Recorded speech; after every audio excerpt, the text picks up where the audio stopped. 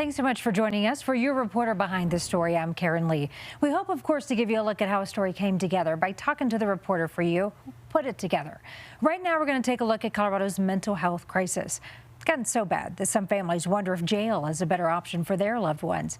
We've been following the struggles of people looking for help as our state really needs more resources.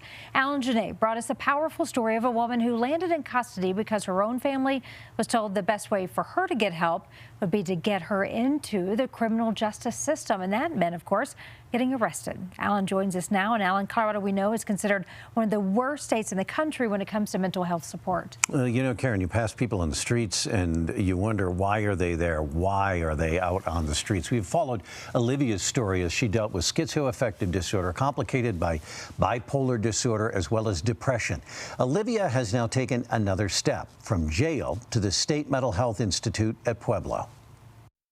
Hi, sweetie. How are you? Good. How are you? At home sits a mother concerned about her daughter. Olivia Schack is 23 now. She's been through a lot of change since her late teens. Now she's at the Colorado Mental Health Institute at Pueblo, where her family calls a lot. Is this my mom?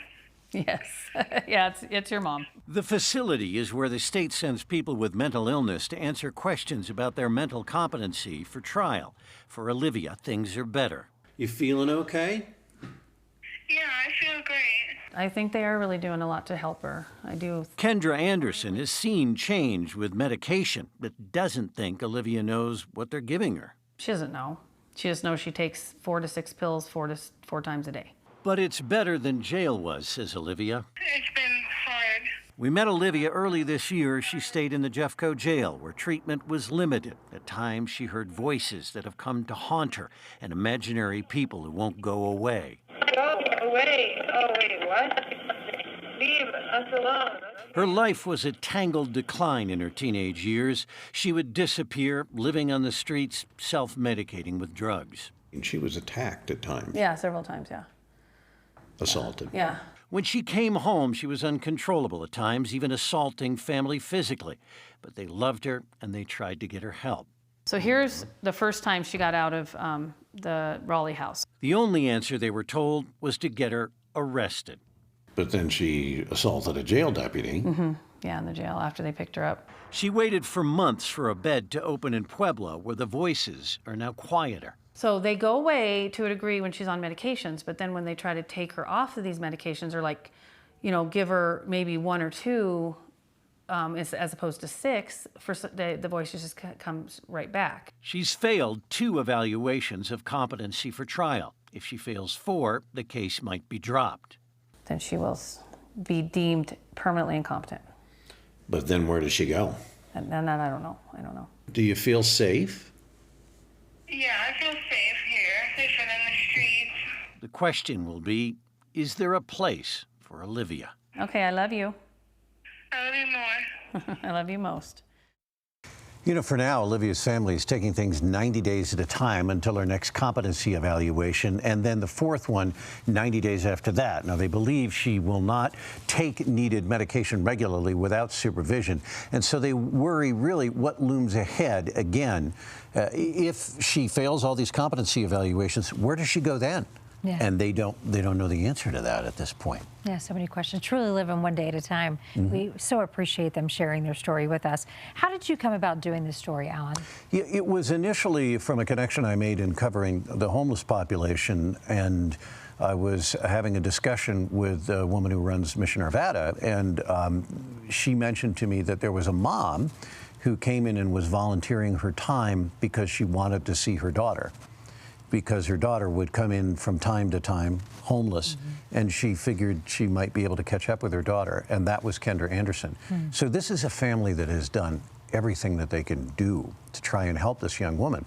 But now as an adult, they have no true control over her life legally. They're just kind of witnesses to all of this, but still trying to advocate for her. Yeah, trying to be there with her along this road. What type of mental health resources does the state offer as you get into this? What did you learn?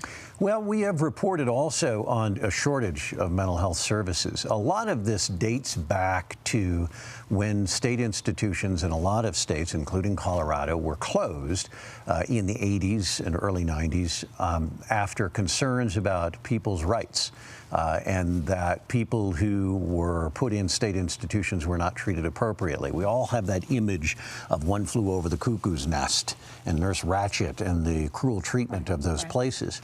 The problem was for a lot of those people that they were shelved in there and those facilities were not really doing the job as they should have done, and people's rights were violated. However, you know, we're showing here that what we've replaced it with is not the system that was intended, but ultimately it was dumped on the police and sheriff's departments and hospitals and courts and fire departments and paramedics and all of that. That is the system, in effect, that we have because we never created appropriate facilities for the people to go when the institutions were closed. Have you learned, and do you think from talking with everyone and getting involved in the mental health crisis that there are some solutions coming down the pipeline? Is there any groups working together to try to improve things right now? Yeah, there are some state proposals in this. Colorado knows that it is woefully behind in the treatment of people with mental illness, and there is conversation and there are attempts being made now at creating these so-called wraparound services where people could live in a facility but then have an amount of supervision as well as have the resources that they would need. So, for example, a lot of homeless people would need this. They would have on-site drug and alcohol counseling, medical help, and things like this. Would that be enough for Olivia, who needs to be told to take her medication 4 times a day? That's a pretty significant responsibility. It's still a kind of a question as to whether those would be appropriate if there were enough of those wraparound facilities in existence, and there aren't. What's your next communication with Olivia and her family? What's next? Well, we do keep tabs on what's going on, and as we talked about there, the question is going to be in the next 90, 180 days, what happens if she again fails competency for her criminal trial? Remember, she's accused of assaulting a jail deputy, and her family points out, interestingly, that they filed assault charges, but those were misdemeanors. It wasn't until she actually assaulted a jail deputy that the indication of what needed to happen with Olivia in the criminal justice system got more severe. Right. Well, and we appreciate you giving us this behind-the-scenes access and sharing your insight into all of this.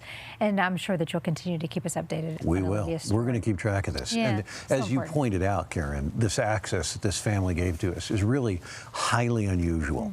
And Olivia's cooperation, too. That's really not happened before. And it is really great to see the inside of what they're going through. Yeah.